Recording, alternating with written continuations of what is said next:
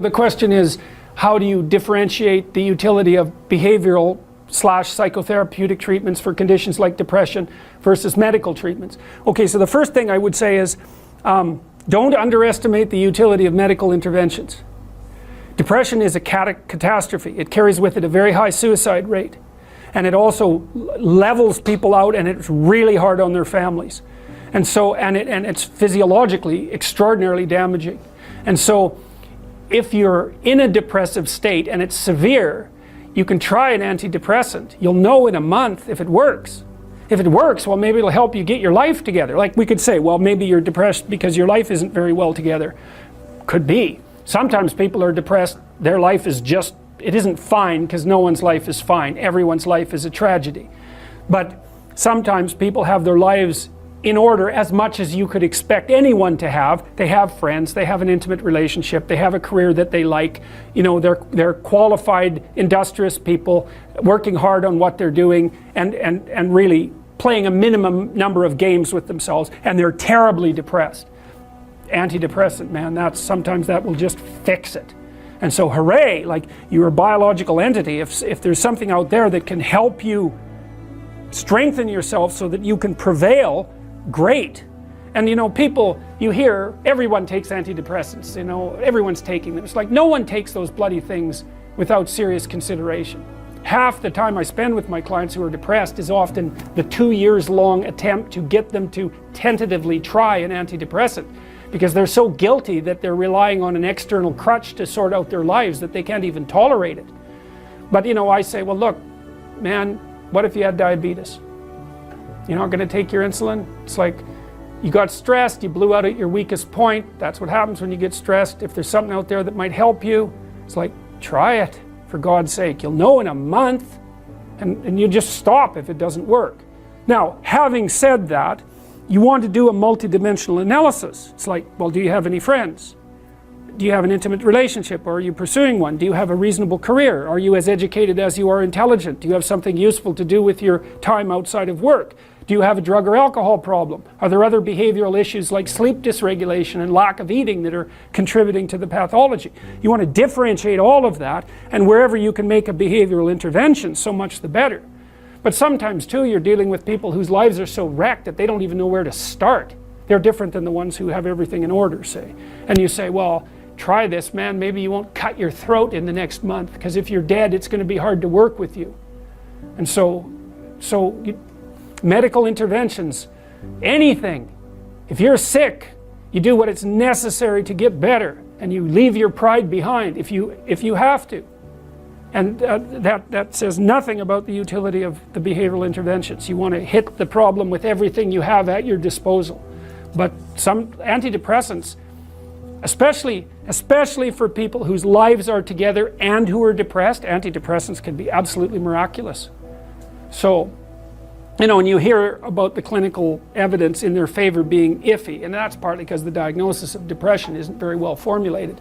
It's very different to have a terrible life than to be depressed. And antidepressants can only help you so much if you have a terrible life. So, yeah. You want to stay inside this little map because it's working. You want to get from point A to point B, and this is good. This indicates that you are moving forward. That's the first thing it indicates. And the second thing it indicates, which is even more important, and you'll never hear this from behavioral psychologists, is that your map is correct. So every time you move a little bit forward and something that you want happens, it says, oh, the game I'm playing is the right game. And so not only does the reward indicate progress, it indicates that the frame within which progress is being calculated is the right frame. And that's good, because it's the frame that makes things irrelevant. And you want them to stay irrelevant. So if you don't move forward and you start to question the frame, that's way worse than merely not moving forward. You get a bad exam grade. What do you think? What the hell am I doing in university anyways? It's like, probably that's not the first place you should go with that piece of information. And you think, well, why? Why is that worse? Well, as far as I can tell, your map of you as a university student is a comprehensive representation. It tells you what you should do every day. It kind of tells you where you're going in the future. And if something emerges as an anomaly, you get a worse grade than you expected. and you blow that whole map, it's like, okay, what have you been doing for the last 4 years? What kind of high school student were you? How clueless are you about how you're arranging your future? What's your identity going to be if you're not going to be a student? Where are you going to end up in 5 years? It's like, so it's like that little grade, that bad grade is like a portal through which snakes can crawl. And that's exactly how you respond to it, especially if you open the door too much. Well, maybe this means that I shouldn't be in university. Well, one of the rules is you want to constrain the anomalous event to the minimal necessary domain. It's really, really important. You want to do that when you're arguing with your partner, which you'll do all the time. We have an argument. Well, I should never have married you. It's like, no, that's not the first response. That's a bad response. Or here's a really good one. You've always done that sort of thing, and you always will. It's like, oh good, great. It's like the only answer to that is to hit someone. Because like you're done, right? You're like that, you've always been like that. There isn't a chance that you can be repaired, and none of it is acceptable. It's like the person's going to fight with you right away, because what else are they going to do? So what you want to do is you want to minimize, it isn't rationalization. You want to say, okay, this person did something that disrupted our joint map. Okay, what's the smallest possible thing they could do to put it back together? And you have to know. Well, we need to make a plan so you don't do it again. Or we need to have a discussion so that you know that it wasn't a good thing to do. But I'm not going to go after your whole character. I'm going to say, when I come home and you're watching TV, just come to the door and say hello. Not, don't you love me? Or something like that. It's like, no, you just have to walk to the door and like give me a hug or something, and then that's good enough. And so then the other person might be able to tolerate that much corrective information, maybe, if you're kind of nice about it, and you also understand that they're probably going to have something equally horrible to say about you in the next 15 minutes because you're going to do something stupid. So you don't want to open the door so that every possible snake comes crawling through, because that's a pathway to depression. And you actually see that happening in depressed people, is that every small event produces a cascade through their entire value system, and they end up saying, well, that's just another reason that I should jump off a bridge. And they really see it that way. It's really awful because they've got no defenses. It's like, well, I didn't do so well in this course. It's like I'm going to get a bad mark in the exam. I'm going to get a bad mark in the course. That's going to screw up my ability to finish my degree. I'm never going to get into the field of my choice. It's just another piece of indication that I'm useless and that life isn't worthwhile. Bang, I'm going to jump off a bridge. And if you're really depressed, it's like each of those things hits you with the certainty of truth. It's really not good. And so you want to be careful. You want to be careful about walking down that pathway when you make a mistake. You think, okay, what's the narrowest framework of interpretation within which I can understand this that will require minimal behavioral change to decrease the probability that it will happen again? It's mental hygiene, fundamentally. Yes? When you say that these frames are scalable, yeah, there's multiple at the same time? We'll get to that. We'll get to that. That is the next question. It's because they don't exist in isolation. So, and that's another thing frequently when you hear behavioral accounts of cognitive processes, they generally only focus on as if it's an isolated thing. It's not. It's scalable. It's scalable a bunch of ways. It's scalable temporally, because what you do now is associated with what you'll do tomorrow, and that with what you'll do next week, and so forth. So it has to be scalable temporally, and it's also scalable socially, right? So it has an effect on you, that has an effect on your family, that has an effect on the community, and so forth. And so you don't want to take, it's very difficult to think through the effect of your action on all those scaling levels simultaneously, but you have mechanisms that allow you to do that. And see, I think that the sense of, let's assume that you're not lying to yourself constantly, so your head isn't full of chaos and garbage, and you have reasonable relationships with people in the world. I think that, and this is leaping way ahead, I think that your sense of meaningful engagement with what you're doing is the psychophysiological marker that you're acting in a way that takes all of the stacked representations into account simultaneously. Because you're trying to figure out where you are. And you might think, well, that means where I am in this room. But look, this room is not a simple thing, right? It's nested. It's a subset of the university. That's a subset of society. It's a subset of your life. The room is a complicated thing. And you need to figure out where you should be in the room. And you can't do that surely with perception, because all you see is me and some of the wall, right? You got this little narrow portal, and so you can't really rely on your perceptions to orient you. But you do orient yourself, and I think what you do is it's engagement. It's like, does this seem meaningful and deep and engaging? Yes. Then it's an indication that it's serving multiple masters simultaneously. So maybe both socially and also temporally. And so I think the sense of meaning is actually an instinct that orients people in time and space. It's not an epiphenomena. It's the most fundamental form of perception. And that's the only optimistic thought that I've ever been able to derive from psychology, is that actually could be true. It could be that the sense of meaning is an orienting reflex. And that would be wonderful if it was true, because it would make it real, and it's one of the devastating elements of nihilism is something like, well, who the hell cares what you're doing? What difference is it going to make in a million years? It's like your sense of meaning is just an illusion. You're a limited creature in a limited place, and nothing you do really matters. It's like, that's a powerful argument, especially if you're an objective materialist and a reductionist. It's a killer argument, but it looks to me like it's wrong. It's actually wrong, because meaning looks to me like it's an actual phenomenon. It does say that you're positioned properly between chaos and order, or something like that. It's real. So we'll see. We're going to develop that argument, because if it's real, you want to know that, because it gives you something to stand on. Maybe it's as real as pain, but it's not pain. It's something positive, and you need something positive that you can rely on. All right, and the psychoanalysts, I think, err too much on the side of the subject. They tend to think that too much of you is inside of you, and too little of you is outside of you. And part of the reason I believe that is because of my clinical experience. I love the psychoanalysts, man. They're brilliant, they're deep. They grapple with real problems, like with the problems. When people have real problems, and I mean profound problems, they're really profound moral problems. They're problems of good and evil, really. There are things going on in their family that are so terrible that they're sometimes fatal. Lie upon lie upon lie upon lie for decades and decades and decades. It's awful.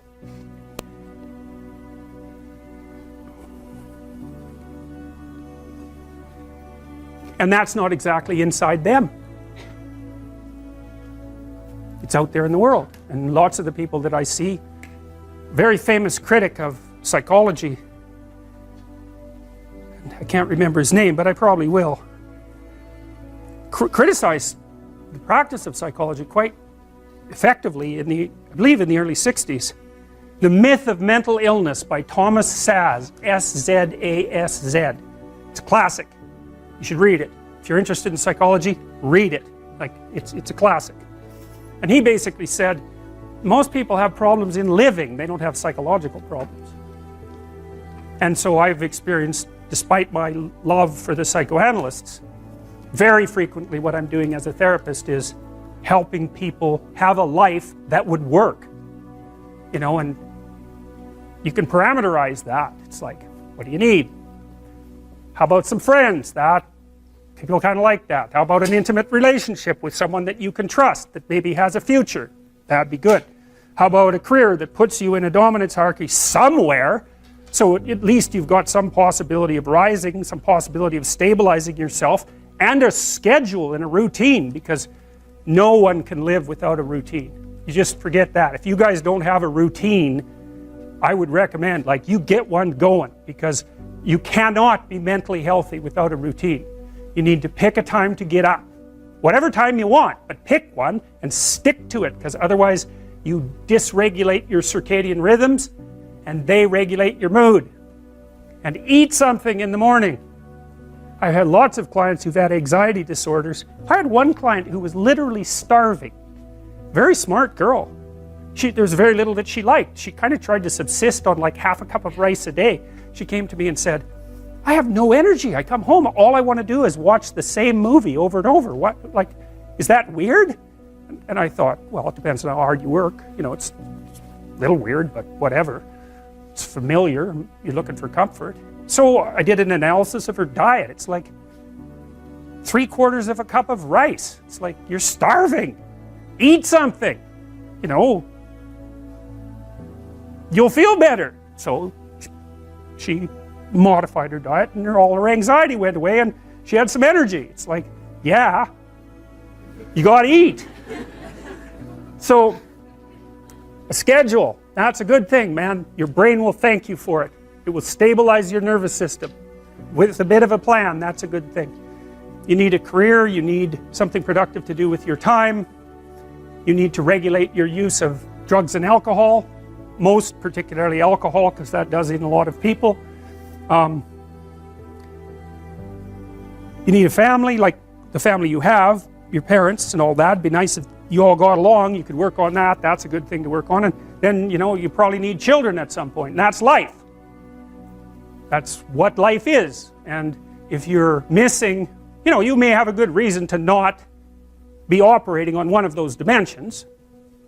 It's not mandatory, but I can tell you that if you're not operating reasonably well on 4, I think I mentioned 6, if you're not operating reasonably well on at least 3 of them, there's no way you're going to be psychologically thriving. And that's more pragmatic in some sense than psychological, right? Human beings have a nature, there's things we need. And if we have them, well, that's good. And if we don't have them, well, then we feel the lack. And so behaviorists, behavioral psychologists concentrate a lot more on that sort of thing. You know, it's practical. It's like strategizing. Make a career plan. Figure out how to negotiate, because that's bloody important. Figure out how to say what you need. Figure out how to tell the truth to people. Figure out how to listen to your partner in particular, because if you listen to them, they will actually tell you what they want, and sometimes you can give it to them and maybe they'll return the favor. And if you practice that for like 15 years, well, then maybe you're constantly giving each other what you want. Well, hooray, that would be good. And then there's 2 of you under most circumstances, and it's better to have 2 brains than 1, because people think differently because of their temperament mostly.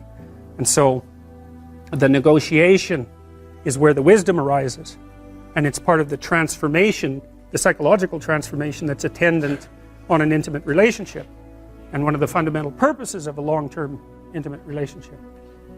So we're starting to be able to put the traits, to sort of nail the traits down to their underlying biology. And with regards to neuroticism, well, if you're high in neuroticism, you're more sensitive to anxiety, and that's regulated at least in part by the hippocampus and generated in part by the amygdala. There's another part of the brain called the periaqueductal gray that seems to be associated with the experience of pain, and pain is quite a complex phenomena. Depression is pain-like, grief is pain-like, social isolation is pain-like, disappointment is pain-like. There's anxiety components to that too.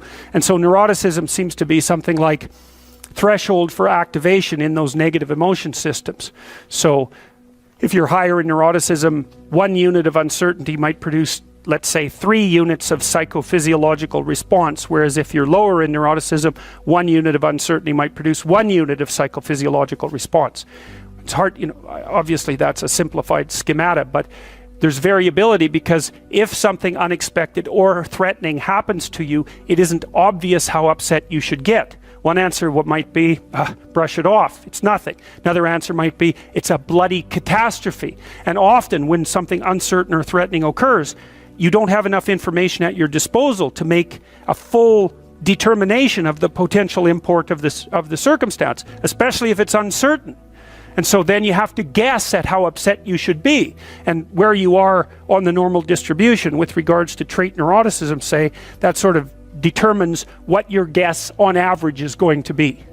So, you know, the other, with conscientiousness, say, you might say, well, how hard should you work? Well, that's a really difficult question. If you're going to die tomorrow, and then you probably shouldn't work very hard today at all. So one thing you might say is that the degree to which you should work hard is dependent on your assumptions about the stability of the future. We actually know this to be true, because if you put people in wildly uncertain circumstances, they discount the future, which is exactly what you should do, right? It only makes sense to store up goods for future consumption if the future is likely to be very similar to the past and the present. You need a stable society for that. And conscientiousness only works in a stable society, because all you do otherwise, if you're piling up goods, which is kind of what conscientious people do, is leaving them there for the criminals to take, or waiting for the next chaotic upheaval to wipe out everything that you've stored. And so even conscientiousness is a kind of guess. Hard-working people say, well, you know, sacrifice the present for the future. That's great, as long as the future is going to be there and you can predict it. But if it's not going to be there and it's unpredictable, then the right response is take what you can take right now while the getting's good. Now, you know, obviously there are troubles with that too, and I'm speaking, you know, I'm offering rough rules of thumb, but I'm trying to provide you with some indication of how and why these difference in value structures exist, because they're applicable in different environments. You know, sometimes in a dangerous social environment, it's not obvious that being an extroverted person is a good idea, because extroverted people, they stand out, especially if they're extroverted and creative, right? Because not only are they noisy and dominant and assertive, they're also colorful and flamboyant and provocative. What happens to people is that as they move towards zero, positive feedback loops get set up so they're more likely to hit zero. And as they move away from zero, positive feedback loops get set up so that they're increasingly more likely to move away from zero. So here's an example. Let's say you're not doing too bad, so maybe you're in the middle of the normal distribution, then you lose your job. Okay, and so, and let's say you're a conscientious person. And we could say, just for the sake of argument, that you lose your job because of mass layoffs in your company. So it has nothing to do with you. It's fundamentally, it's just like luck of the draw, basically.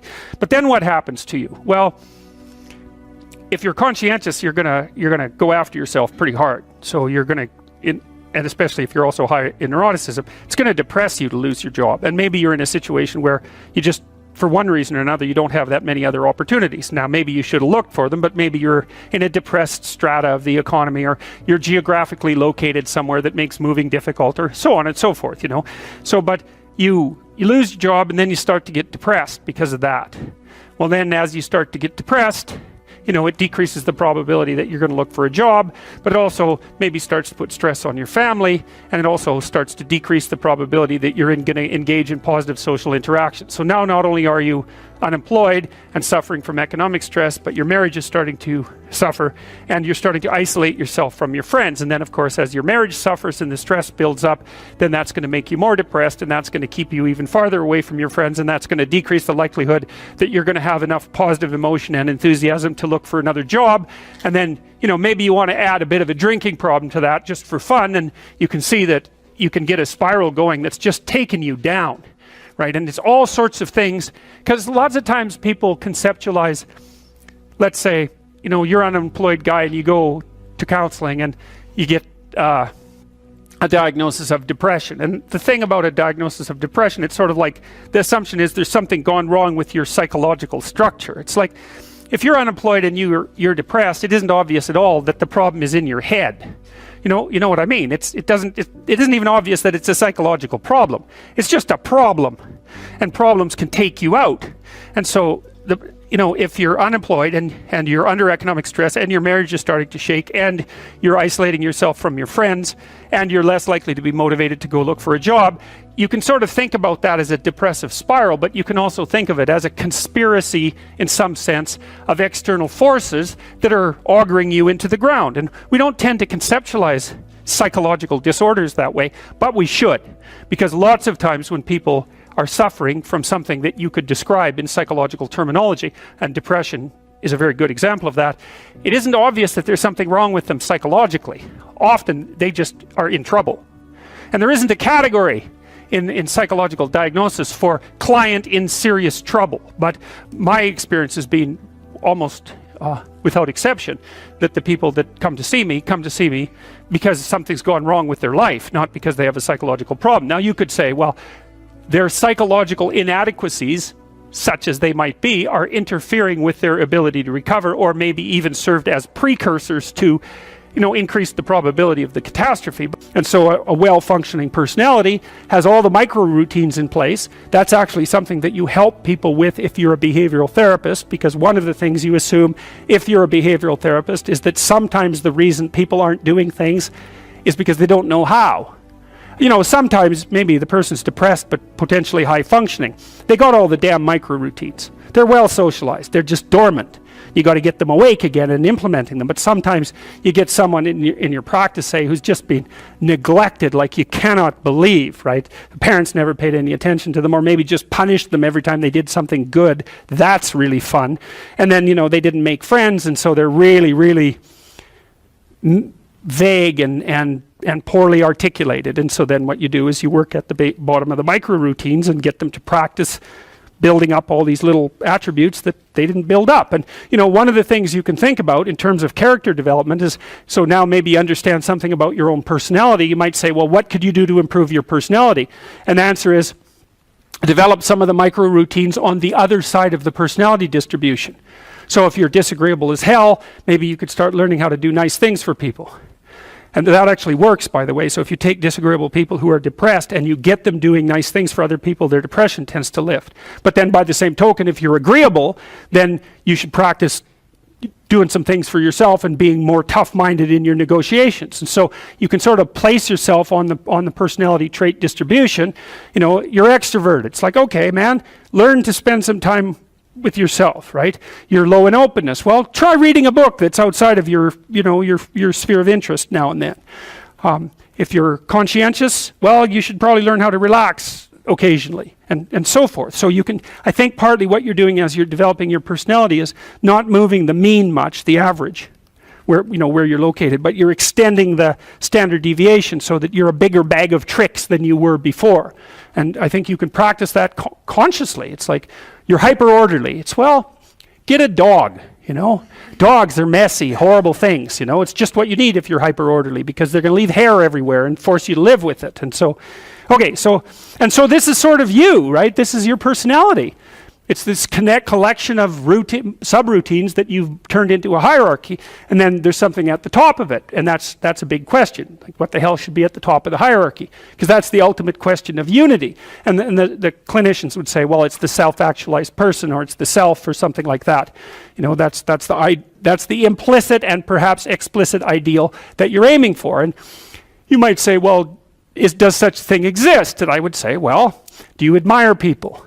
Because that's your answer, right? Do you despise people? Well, you like some people and you don't like others. You respect some people, you don't respect others. Well, you're acting out the notion that there's at least an implicit ideal. You do the same thing when you go to movies. You know who the hero is, you know who the bad guy is. You're acting out the proposition that there's some sort of value hierarchy and there's some sort of manifestation of it that's coherent across time. So you appear to believe that, and you are driven at least to some degree by your own inner ideals. And so you tend to answer the question, is that real, with an affirmative? And if you don't, there's catastrophic consequences. Nietzsche and the existentialists were very good at detailing that. It's like, you let your value hierarchy disintegrate, well, then what? Well, part of it is nihilistic chaos. That's not so much fun. And then there's the alignment of nihilistic chaos with the intrinsic desire that someone will come along and tell you what to do. Right, so what happens is if you let this devolve, you end up with nihilistic chaos, or the demand for the tyrant to come forward. And we've had that happen lots of times, and it doesn't seem to have gone that well. So, all right, well, so what happens when you lay out these little routines in the world at different levels of analysis? Well, this is how your emotions function, broadly speaking. You're aiming at something.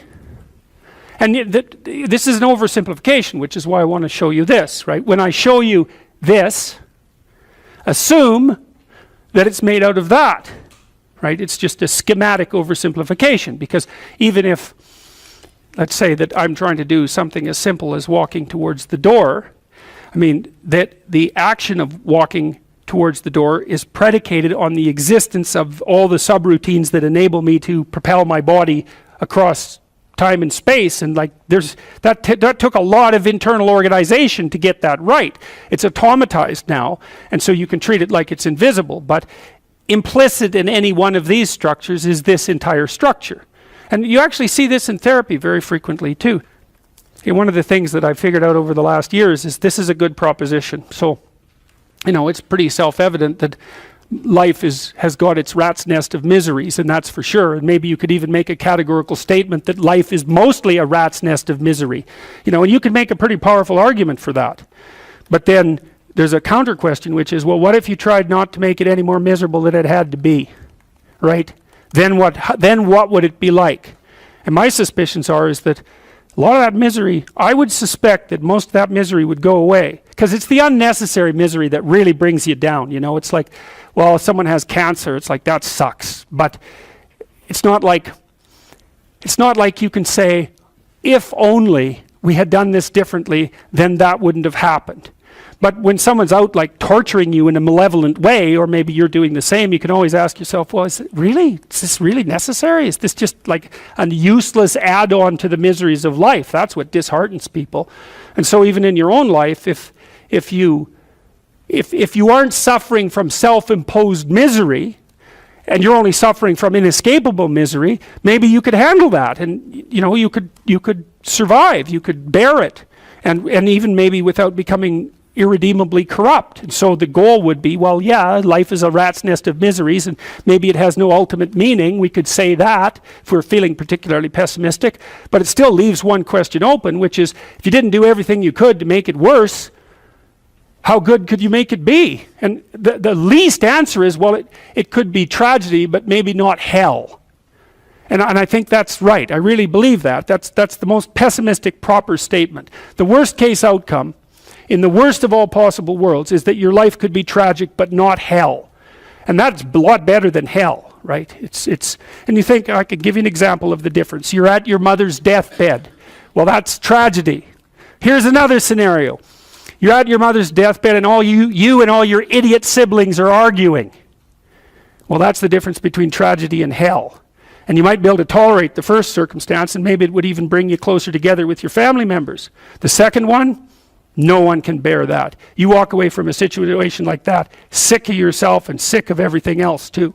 And it's often the case that tragic circumstances bring out the dragons, because the stress is high, and all those things that people haven't dealt with, they don't have the energy to repress, and all the bitterness comes pouring forward.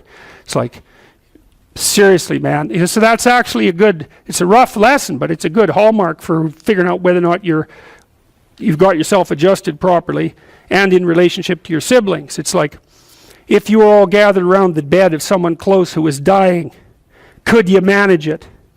And if the answer is no, it's like, well, put your life together, because it's going to happen. And you should be the person who's there that can do it, and do it properly. And then maybe you'd find that it isn't the sort of thing that will undermine your faith in life itself. And I've seen both of those situations, ugly situations, murderously ugly situations. And then they're opposite, where people have had terrible things happen to them as a family, and they pull together and they rebuild their damn ship and they sail away. And so that seems to me to be a lot better. That makes you Noah when the flood comes, right? Well, okay, so the same thing. The question emerges. Well, who are you? Well, you could say, you're this plan. That's how people usually identify. Maybe they have no plan at all, and they're just in chaos, right? That's like being in the belly of the beast. They're nihilistic in chaos. They have no plan. They're just chaos itself, and that's a very dreadful situation for people to be in. Or maybe they conjure together a plan. That's their identity. It's kind of fragile, and they're holding on to that with everything they've got. It's their little stick of wood that they're floating in the ocean, clinging to. And so they're identifying really hard with that plan. That's what happens when you're an ideologue, is that you're identifying really hard with that plan. The problem is, if something comes up to confront it, well, how do you act? Well, you can't let go of the plan, because you drown. And then you cling to it rigidly. Well, that's no good, because then you can't learn anything. And then if that's you're a totalitarian, you're not going to learn anything. You're going to end up in something that's close enough to hell so that you won't know the difference, and you might drag everyone along with you. And that's happened plenty of times, right? It's the whole story of the 20th century. It happened over and over and over. And it happens in people's states. It happens in their business organizations. It happens in their cities. It happens in their provinces. it happens in their states, and it happens in their psyches, all at the same time. You can't blame the manifestation of that sort of thing on any of those one levels. It happens when a society goes down that way, it goes down everywhere at the same time. It's not the totalitarians at the top and all the happy people striving to be free at the bottom. It's not that at all. It's totalitarianism at every single level of the hierarchy, including the psychological. And so you don't want to be the thing, you don't want to be in chaos, that's for sure, but you don't want to be the thing that clings so desperately to the raft that you can't let go when someone comes to rescue you, right? You don't want to be that. So then you think, well, exactly what are you? You're not the chaos, you're not the plan. Maybe you're the thing that confronts the obstacle. And I would say that's the categorical lesson of psychology insofar as it has to do with personal transformation. Because that's what you always teach people in psychotherapy. I don't care what sort of psychotherapist you are. You're always teaching them the same thing. You're the thing that can, you're not the plan. You're the thing that can confront the obstacle to the plan. And then when you know even further that the obstacle is not only an obstacle but opportunity itself, well, then your whole view of the world can change, because you might think, well, I've got this plan, something came up to object to it. It's like, it's possible that the thing that's objecting has something to teach you that will take you to the place where you develop an even better plan. It's a nice framework to use. It's like, are you so sure that this is a problem? Is that the only way that you can look at it? Or is it an opportunity? I mean, I'm not trying to be, naively optimistic. There are some things that's pretty hard to extract gold from some dragons, and maybe the death of a family member is a good example of that. But even in a situation like that, I can tell you that it's an opportunity for maturation, that's for sure. And the thing is, you might say, well, it's pretty miserable to be digging for gold when someone's falling into the grave. Well, if they really love you, first of all, that's what they'll want you to do. And second, you're going to make their death a lot more palatable experience for them if you're someone who can be in the room and be helpful instead of be, quivering in the corner and feeling that the entire world is collapsing in on you. I mean, that's another. You want to be the useful person at the funeral. How's that for a goal?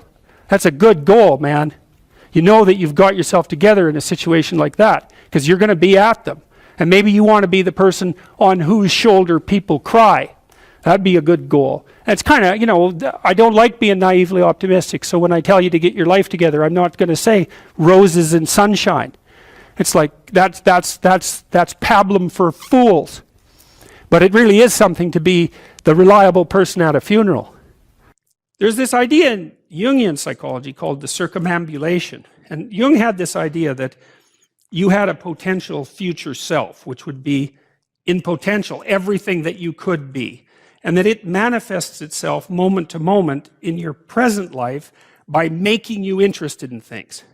And the things that you're interested in are the things that would guide you along the path that would lead you to maximal development. Now, it sounds like a metaphysical idea or a mystical idea even, but it's not. It's not. It's a really profoundly biological idea. The idea is something like, well, you're set up so that you're automatically interested in those things that would fully expand you as a well-adapted creature. Well, there's nothing radical about that idea. What else could possibly be the case? Unless there's something fundamentally flawed about you, that is what the situation would be. It's kind of interesting to think about how that would be manifest moment to moment, but the idea is something like, well, your interest is captured by those things that lead you down the path of development. Well, that better be the case. Okay, so that's fine. And so there's some utility in pursuing those things that you're interested in. That's the call to adventure, let's say. And the call to adventure takes you all sorts of places. Now, the problem with the call to adventure is, like, what the hell do you know? You might be interested in things that are kind of warped and bent. And often it's the case that when new parts of people manifest themselves and grip their interests, say, they do it very badly and shoddily. And so you stumble around like an idiot when you try to do something new. That's why the fool is the precursor to the savior from the symbolic perspectives, because you have to be a fool before you can be a master. And if you're not willing to be a fool, then you can't be a master. So you're going to, it's an error-ridden process. And that's also laid out in the Old Testament stories, because the first thing that happens to all these patriarchal figures when God kicks them out of their father's house when they're like 84 is that they they run into all sorts of trouble, and some of it's social, and some of it's natural, and some of it's a consequence of their own moral inadequacy. So they're fools. But the thing that's so interesting is that despite the fact that they're fools, they're still supposed to go on the adventure, and that they're capable of learning enough as a consequence of moving forward on the adventure so that they straighten themselves out across time. And so it's something like this. So this circumambulation that Jung talked about was this continual, we'll return to this continual circling in some sense of who you could be. You might notice, for example, that there are themes in your life. You know, when you go back across your experiences, you see you kind of have your typical experience that sort of repeats itself. And there might be variation on it, like a musical theme, but it's like you're circling yourself and getting closer to yourself as you move across time. That's the circumambulation. Now, you remember that for a sec, because we'll go back to it. Okay, so imagine that something glimmers before you. It's an interest that's dawning, and you decide, well, first of all, you're paralyzed. You think, well, how do I know if I should pursue that? It's probably a stupid idea. And the proper response to that is, you're right, it probably is a stupid idea, because almost all ideas are stupid. And so the probability that as you move forward on your adventure that you're going to get it right the first time is zero. It's just not going to happen. And so then you might think, well, maybe I'll just wait around until I get the right idea, and which people do, right? So they're like 40-year-old, 13-year-olds, which is not a good idea. And so they wait around until it's waiting for Godot, until they finally got it right. But the problem is you're too stupid to know when you've got it right. So waiting around isn't going to help, because even if the perfect opportunity manifested itself to you in your incomplete form, the probability that you would recognize it as the perfect opportunity is zero. You might even think it's the worst possible idea that you've ever heard of anywhere. Highly likely. Highly likely. So you have, Nietzsche called that a will to stupidity, which I really liked. So, because he thought of stupidity as being you have to take it into account fundamentally and work with it. And so you can take these tentative steps on your pathway to destiny, and you can assume that you're going to do it badly. And that's really useful, because you don't have to beat yourself up. It's pretty easy to do it badly. But the thing is, it's way better to do it badly than not to do it at all. And that's the continual message that echoes through these historical stories in Genesis. It's like, these are flawed people. They should have got the hell out of their house way before they did. And they go out and they stumble around in tyranny and famine and self-betrayal and violence. But it's a hell of a lot better than just rotting away at home. And that's great. So that's good. And so why is that? Well, okay, so you start your path and you think that you're heading, towards your star.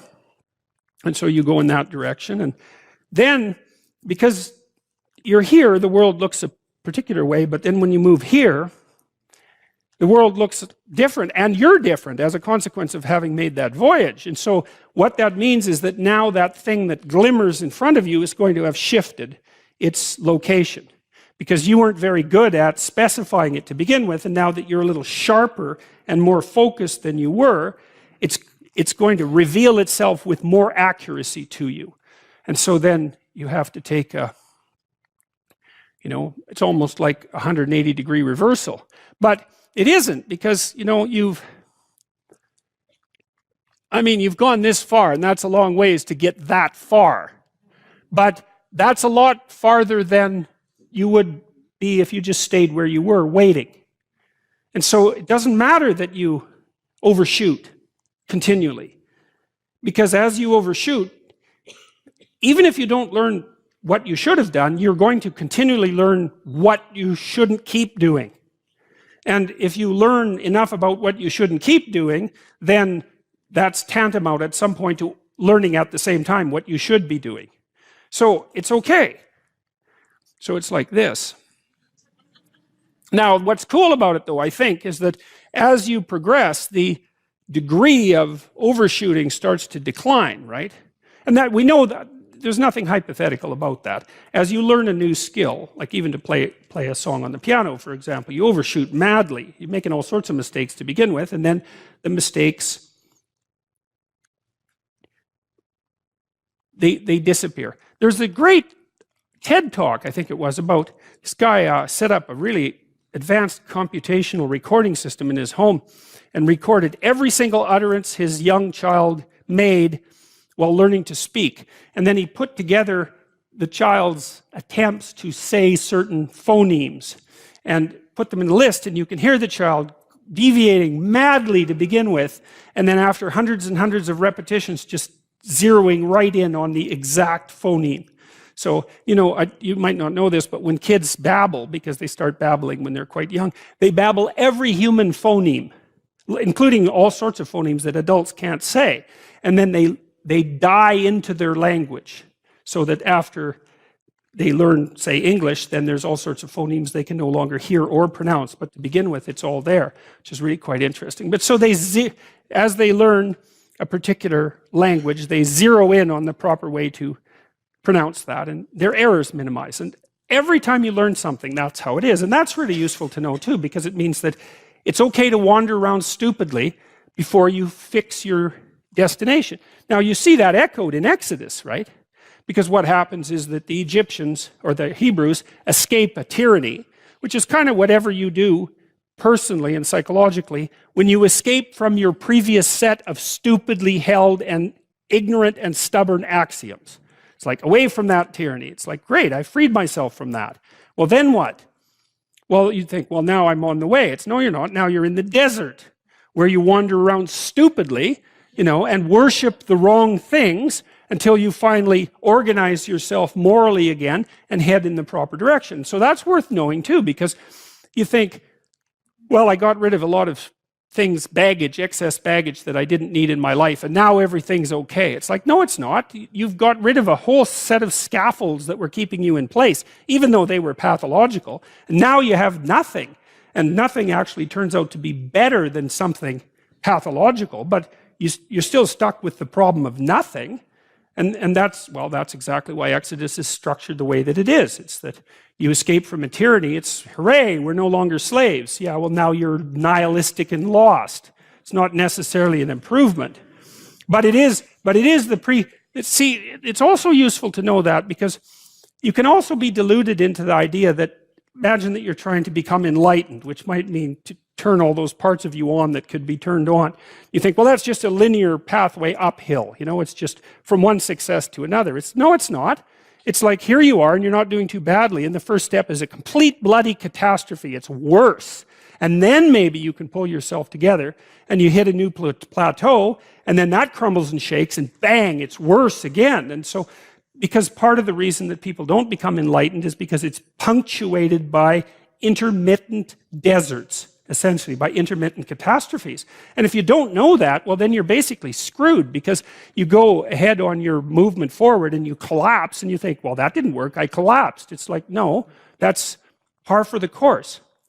It's not indication that you failed, it's just indication that it's really hard. And that when you learn something, you also unlearn something. And the thing you unlearned is probably useful, and unlearning it actually is painful. You know, let's say if you have to get out of a bad relationship. It's like there isn't any relationship that's 100% bad. And so when you jump out of it, well, maybe you're in better shape, but you're still lonesome and disoriented, and you don't know what your past was, and you don't know what your present is, and you don't know what your future is. That's why people stay with the devil they know, instead of, you know, looking for the devil they don't know. So anyways, the fact that you're full of faults doesn't mean you have to stop. And thank God for that. That's a really useful thing. And the fact that you're full of faults doesn't mean that you can't learn.